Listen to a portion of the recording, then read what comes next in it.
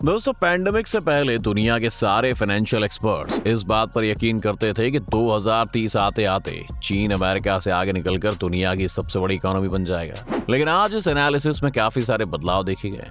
पिछले कुछ सालों में चीन की सरकार की पॉलिसीज के कारण उनकी ग्रोथ इतनी स्लो होती जा रही है कि अब लोग ये डिस्कस करने लगे हैं कि चीन की इकोनॉमिक कोलैप्स से दुनिया पर क्या असर पड़ेगा, कितनी डिपेंडेंट है चीन पर दुनिया, और चीन के कोलैप्स से बाकी देशों पर क्या असर पड़ेगा। आइए जानते हैं आज की इस वीडियो में, तो बस बने रहेगा अंत तक हमारे साथ। लेकिन वीडियो शुरू होने से पहले अगर आप इस चैनल पर नए हैं या आपने अभी तक इस चैनल को सब्सक्राइब नहीं किया है तो चैनल को सब्सक्राइब करना और बेल आइकन दबाना ना भूलें। पहले तो ये जान लेते हैं कि लोग इस इकोनॉमिक कोलैप्स के बारे में क्यों सोच रहे हैं। पिछले कुछ महीनों में आपने देखा होगा कि जीरो कोविड पॉलिसी के खिलाफ चीन में विरोध बढ़ा था। अब प्रदर्शनकारियों ने तो शी जिनपिंग को हटाए जाने की भी मांग की थी।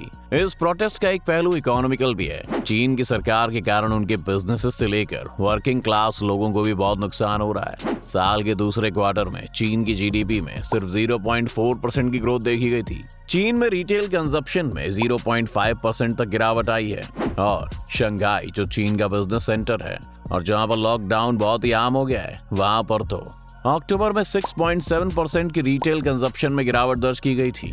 तो एक तरह से आप ये कह सकते हैं कि चीन की इकोनॉमी अभी स्लो होने लगी है। अब इसमें दूसरा फैक्टर ये जोड़िए कि वहां की पॉपुलेशन भी अब बूढ़ी होने लगी है। वन चाइल्ड पॉलिसी के कारण उनके पास इतने लोग ही नहीं है जो इस पूरी वर्कफोर्स को रिप्लेस कर सके। यानी चीन का एक ना एक दिन तो कोलैप्स हो ही सकता है।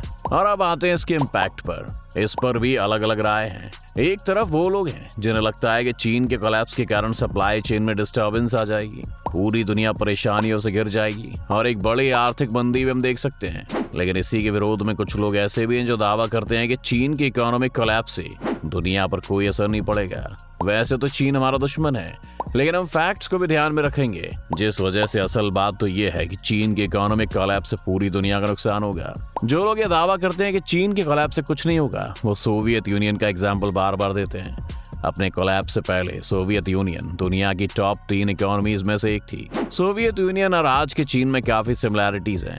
दोनों में ही कम्युनिस्ट शासन था। दोनों ही अपने अपने समय में अमेरिका के बाद सबसे बड़ी इकोनॉमी और सबसे बड़ी मिलिट्री स्ट्रेंथ होने का दावा करती रही और दोनों ही को दुनिया के लिए सबसे बड़ा खतरा बताया जाता रहा है। अब इसी को यूज करके वो ये देखते हैं कि जब 1990 में सोवियत यूनियन का कोलैप्स शुरू हुआ तब दुनिया भर में ग्लोबल जीडीपी कम नहीं हो रही थी बल्कि बढ़ रही थी।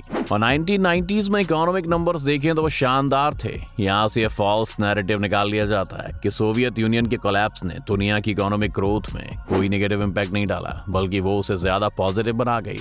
लेकिन इस तरह से इस सिचुएशन को नहीं देखना चाहिए। सोवियत यूनियन और चीन में काफी फर्क है। सोवियट्स के समय पर अमेरिका उनके ऊपर अपने प्रोडक्ट्स के लिए रिलायबल नहीं था और ना ही दुनिया सोवियत यूनियन की वजह से चल रही थी। वो एक मिलिट्री सुपर पावर जरूर थी, लेकिन ग्लोबल फाइनेंसेस में उनका रोल लिमिटेड था। इस लिमिटेड रोल ने भी वैसे काफी इंपैक्ट डाला था, क्योंकि सोवियत यूनियन के टूटने पर 15 देश बने थे। कई सारी बाकी कम्युनिस्ट सरकारों को भी धक्का पहुंचा था। इससे यहाँ की इकोनॉमी तो स्लो ही थी। लेकिन 1990 के दशक में जापान, चीन और भारत तीनों ने ही इकोनॉमिक ग्रोथ की गाड़ी पकड़ ली थी, जिस वजह से ग्लोबल लेवल पर सोवियत यूनियन का कोलैप्स नोटिस नहीं किया जा सका। लेकिन आज हम चीन से बात करें तो वो ग्लोबल इकोनॉमी से बहुत ज्यादा कनेक्टेड है। उनका फॉरेन रिजर्व अच्छा है, उनकी करेंसी की वैल्यू है। मिडिल ईस्ट से लेकर अफ्रीका तक में उन्होंने अपने पैर फैलाए हुए हैं। $5 ट्रिलियन से ज्यादा का लोन बाकी देशों को दे रखा है और साथ ही साथ मैन्युफैक्चरिंग का तो वो हब है ही। ऐसा देश अगर कोलैप्स कर जाएगा तो बहुत से देश जो चीन की एड से काम चला रहे हैं वो नहीं बेचेंगे। साथ ही वो देश जो इम्पोर्ट्स के लिए चीन पर निर्भर हैं, उनके ऊपर भी बड़ी आपदा आ जाएगी।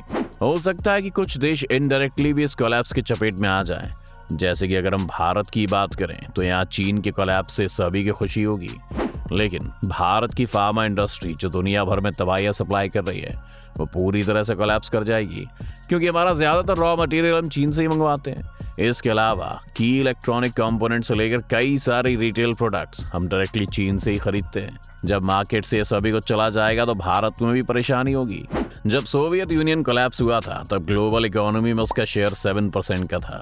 वर्ल्ड बैंक की एक रिपोर्ट के मुताबिक आज चीन का शेयर इसमें 18.5% से ज्यादा है। दुनिया के 96 ट्रिलियन डॉलर्स के इकोनॉमिक आउटपुट में अकेले चीन का आउटपुट 17.8 ट्रिलियन डॉलर्स का है। चीन के कोलैप्स को अगर इमेजिन करना है तो हमें 2020 के लॉकडाउन के इम्पैक्ट को 2.5 गुना बढ़ाकर देखना होगा। और क्योंकि इस वक्त दुनिया में ऐसी बहुत सारी इकोनॉमीज भी नहीं है जो चीन की जगह ले सकें, इसलिए इस वक्त पर यह प्रॉब्लम थोड़ी और ज्यादा सीरियस हो जाती है।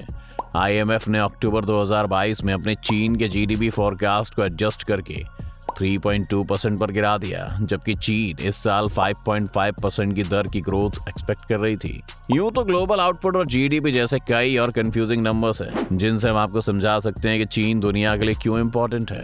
पर उसकी जगह एक एग्जाम्पल को देखते हैं। दुबई या हांगकांग अगर आप उसे चीन से अलग मानते हैं तो ऐसी जगहें भी ग्लोबल इकोनॉमी से बहुत ज्यादा जुड़ी हुई हैं और ये ग्लोबल ट्रेड को फैसिलिटेट करती हैं। दुनिया का ज्यादातर ट्रेड इन्हीं जगहों पर होता है, लेकिन अगर ये कोलैप्स कर भी लें तो बहुत ज्यादा फर्क नहीं पड़ेगा क्योंकि नए ट्रेडिंग हब्स बन जाएंगे। लेकिन चीन के पास सुपर पावर है उसकी मैन्युफैक्चरिंग। चीन में जो प्रोडक्ट्स बनेंगे उन्हें बाकी दुनिया में बनाना बहुत महंगा है। चीन के पास ना सिर्फ एक चीप लेबर फोर्स है बल्कि वहाँ की सरकार फैक्ट्रीज को कम दाम पर बिजली भी देती है ताकि मशीनों को चलाने की कॉस्ट कम होने से प्रोडक्ट की कॉस्ट और भी कम हो जाए।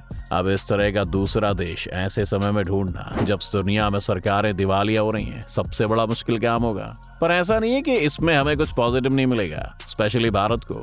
अगर आप चीन के बारे में सोचें तो वो सोवियत यूनियन की तरह एक रात में कोलैप्स नहीं होगा, उसे इसमें कई साल लगेंगे और ये प्रोसेस भी धीरे धीरे शुरू होगी। कई एक्सपर्ट्स मानते हैं कि प्रोसेस शुरू हो गई है, इसीलिए बहुत सारी कंपनीज धीरे धीरे चीन के अलावा बाकी देश भी ढूंढ रही हैं जहां वो अपने मैन्युफैक्चरिंग प्लांट्स लगा सकें। इसके अलावा चीन भी अब सिर्फ मैन्युफैक्चरिंग पर ही फोकस नहीं कर रहा है बल्कि इसका मकसद एक ऑल्टरनेटिव ग्लोबल फाइनेंशियल सिस्टम बनाने का है जहां पर बाकी देश IMF या वर्ल्ड बैंक से नहीं बल्कि चीन से पैसा लें और चीन को इंटरेस्ट पे करें। इसके अलावा चीन का एक लॉन्ग टर्म गोल अब चाइनीज युआन को स्ट्रॉन्ग करने का भी है। चीन खुद भी समझ रहा है कि जिस फॉर्मूला ने उसे अभी तक इतनी ग्रोथ दी है वो अब नहीं चल पाएगा, इसलिए उसे भी अपने प्लान को चेंज करना होगा। कुछ एक्सपर्ट्स कहते हैं कि चीन में शी जिनपिंग का राज भी चीन को ले डूबेगा। यूं तो शी जिनपिंग का चीन ज्यादा कॉन्फिडेंट, ज्यादा स्ट्रांग और बेबाक दिखता है, लेकिन वो साथ ही अपने दुश्मन भी बढ़ाता जा रहा है। जबकि यही चीन अगर अपनी पावर्स का इस्तेमाल थर्ड वर्ल्ड के देशों की मदद करने में करता और शायद वेस्ट के खिलाफ एक इंक्लूसिव एशियन पॉलिसी के रास्तों की तरफ चलता तो चीन अपनी इकोनॉमी के साइज के कारण ज्यादा बेहतर स्टेट में होता। आज चीन को लेकर बाकी सभी देशों में ट्रस्ट की कमी है, इसलिए उनके साथ कोलैबोरेट करने में सभी को थोड़ी झिझक महसूस होती है। चीन अपनी लीडरशिप की वजह से आज दुनिया से कटा हुआ है, वरना चीन जैसी पावर के साथ दुनिया का कौन सा देश दुश्मनी रखना चाहेगा। इसलिए अगर चीन में इकोनॉमिक या पॉलिटिकल कोलैप्स अगर हमें देखने को भी मिलता है तो हमें इस बारे में श्योर हो जाना चाहिए कि फिर चाहे चीन में एक डेमोक्रेटिक गवर्नमेंट ही क्यों ना लानी पड़े, लेकिन वेस्ट के देश कभी चीन को पूरी तरह से कोलैप्स नहीं होने देना चाहते। कम से कम उन्हें तब तक तो चीन की जरूरत है जब तक साउथ ईस्ट एशिया के बाकी देश चीन जितनी कैपेबिलिटीज डेवलप नहीं कर लेते।